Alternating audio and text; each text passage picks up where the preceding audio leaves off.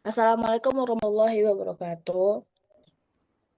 Good morning, everyone. So, today we will present session 9 titled Population Parameters, Sample Distribution, and Normality Test. My name is Kanita Alia Mumtazah, and My name is Diva Zaira Putrindara. My name is Putri Yasmin Yuliani. My name is Fanya Salma Safira. And my name is Ratu Anindita. okay, so we will explain several important concepts in social statistics, including population, parameters, sampling technique, and normality tests. Without further ado, let's begin with the learning objective of today's presentation. Okay, so before discussing the main material, let's first look at the learning objectives. After studying this topic, students are expected to understand the concept of population and sample, explain research parameters, understand sampling techniques, and explain normality tests.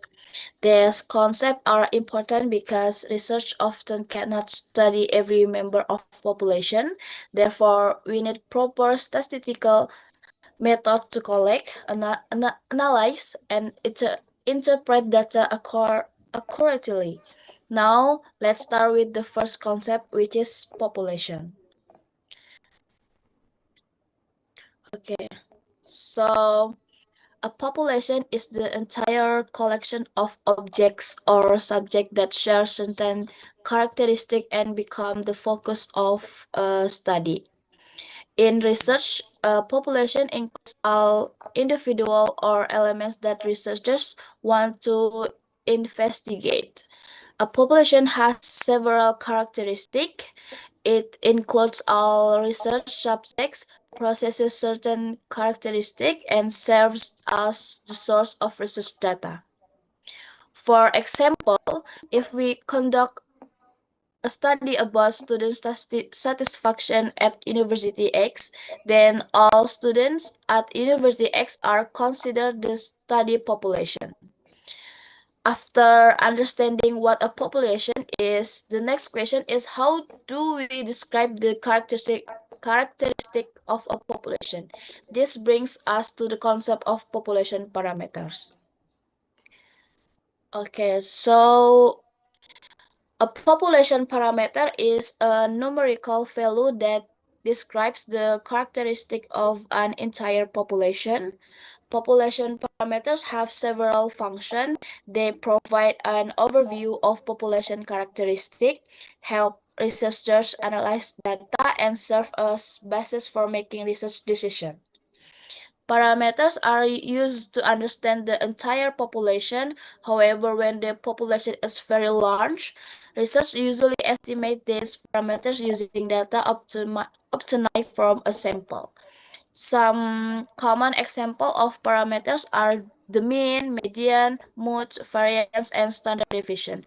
For instance, if the average height of all pupils in school is 165 centimeters, then 175 centimeter is considered a population parameter because it represents the entire population.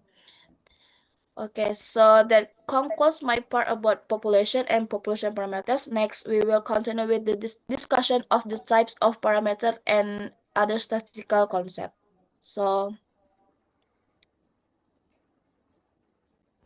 Now let's discuss the types of parameters. There are two main types of parameters. First, central tendency and variability. Central tendency help us identify the center or typical value of a data set. The most common measures are mean, median, and mode. On the other hand, variability shows how spread out the data is around the center. Common measures of variability include range, variance, and standard deviation. In simple terms, central tendency tells us where the data is centered, while variability tells us how much data differs from one another. Next, please.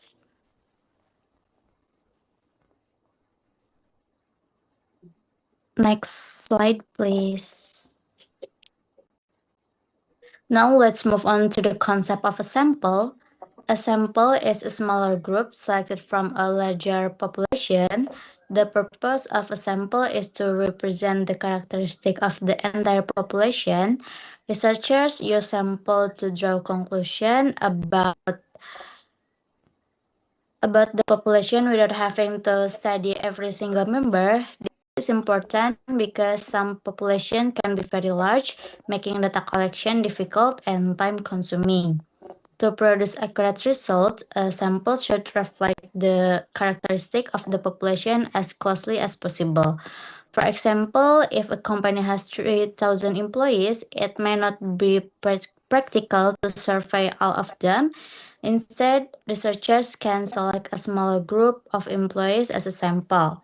The information collected from that sample can then be used to understand the larger population. Therefore, using a sample makes research more efficient while still providing reliable information about the population.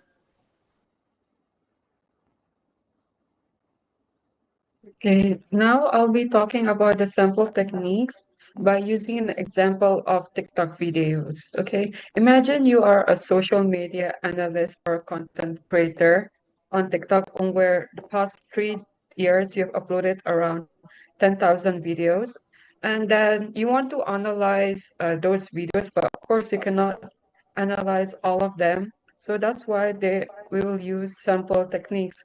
And over here, we have 6 different types of sample techniques. The first one is simple random sampling. You will put all the 10,000 videos into like a spreadsheet and use a random number that to generate and pick 200 videos. Every video has an equal chance of being chosen. This fair is pretty much fair and unbiased, but it can be a bit slow if your population is very large.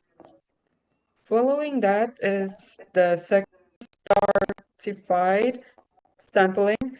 Your first group that videos by category, for example, comedy, educational, personal vlog, and dance. Then you randomly take samples from each category. Why we do this is because we want to make sure that all types of contents are represented in our analysis, and that you don't want the sample to be accidentally included only one dance. And third is cluster sampling. We will divide the videos by upload months, the months of when the video was uploaded. Then we will randomly take, for example, 3 months, let's say January 2024 and October 2024. After that, you analyze every single videos in those 3 months. This method is quite efficient if your data is naturally grouped by time or location. The fourth is systematic sampling, where you arrange the videos from the oldest to the newest. Then you pick every 50 video on the list. For example, video number 50, number 100, 150, and so on. The simple thing to do if you already have a complete list of population, that is for the systematic. Fifth is convenient sampling. We can only analyze the most recent 100 videos because they are easier to access. This method is very quick and cheap, but it has a weakness like all other sampling. The sample may not truly represent older videos, therefore this is only used for informal or exploratory research. And last one, oops, I forgot to change it in the PPT, but it's purposive sampling. You deliberately collect only one video that got over 1 million views, on where you set a specific criteria because you want to understand what makes a video viral.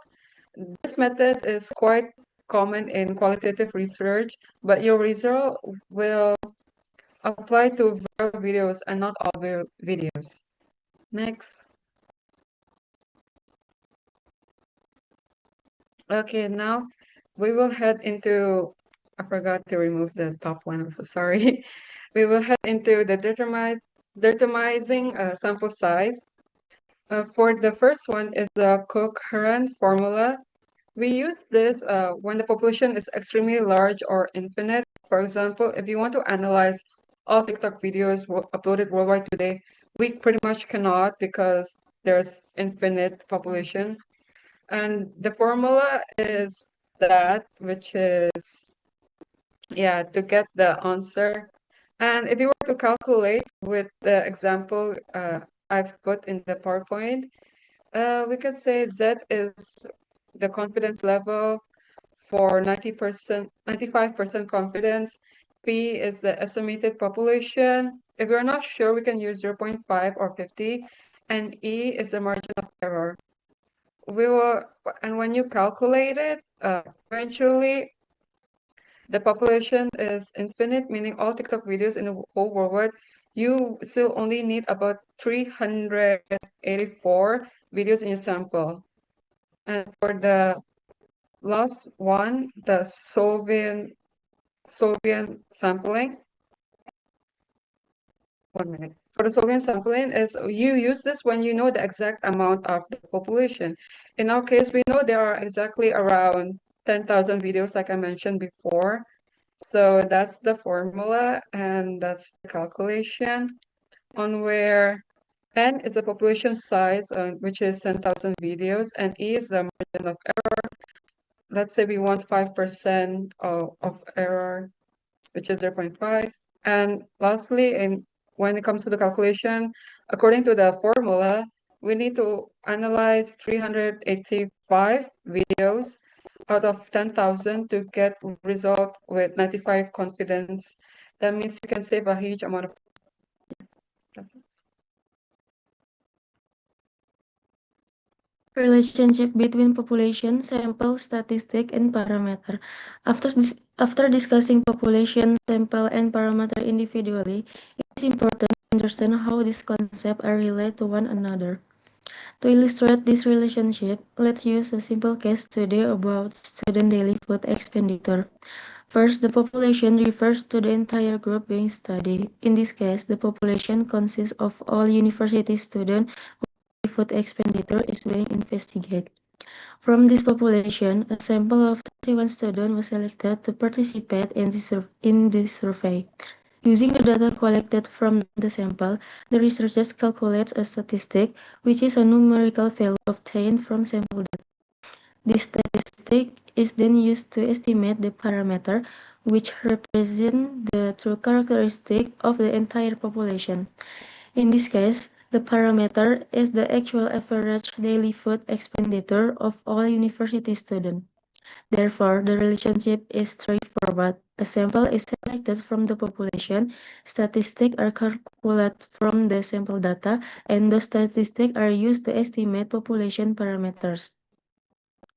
Now that we understand how sample data can be used to estimate population characteristics, the next step is to examine the quality of the collected data before conducting further statistical analysis.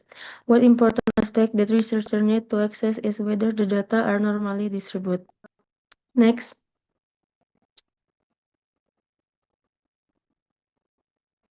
the next slide is concept of normality test. A normality test is a statistical procedure used to determine whether data follow a normal distribution. The purpose of this test is to determine whether the data are normally distributed, to help researchers select the appropriate statistical test, and to ensure the validity of the statistical analysis. A normal distribution has several characteristics. It is bell-shaped, symmetrical around the mean, and most observations are concentrated near to the center of the distribution. This concept is important because many parametric statistical tests assume that the data are normally distributed. Therefore, researchers need to perform a normality test before proceeding with further statistical analysis. Next. Okay, now let's talk about how we can check whether the data are normally distributed or not. So there are several methods that can be used. The first is histogram. If the graph form as a bell shape and symmetrical pattern, the data are likely to be normally distributed. And the second method is p-plot. So here we compare the observed data with the we could expect from a normal distribution or not. If the points are close to the diagonal line, it suggests that the data are normal. We can also use statistical tests such as Sapiro-Wilk and Kolmogorov-Smirnov. Sapiro-Wilk is for the simple size or what it's called mini size of the sample, and the Kolmogorov-Smirnov is for the larger sample. These tests help us determine normality more objectively using a p-value. The rule is simple. If the p-value is greater than 0.05, the data are considered normal.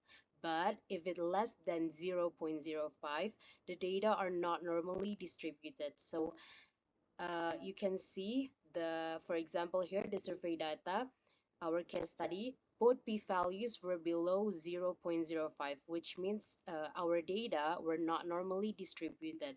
However, since our sample size is 31 respondents, which is greater than 30, we can still use parametric tests based on the central limit theorem.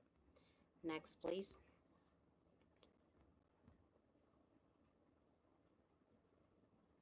Okay, to sum up all this material, so population refers to the entire group being studied, while a sample is a subset selected to represent that population. Population parameters help describe population characteristic and can be estimated through sample statistic. Researchers use various sampling techniques and sample size formulas to obtain representative data. In addition, normality testing is an important step in statistical analysis because it helps us determine whether data follow a normal distribution and whether a parametric statistical test can be appropriately applied. Next, please. All right, that's bring us to the end of our presentation.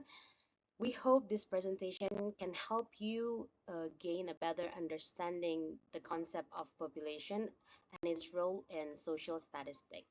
Thank you very much for your attention. Wassalamualaikum warahmatullahi wabarakatuh.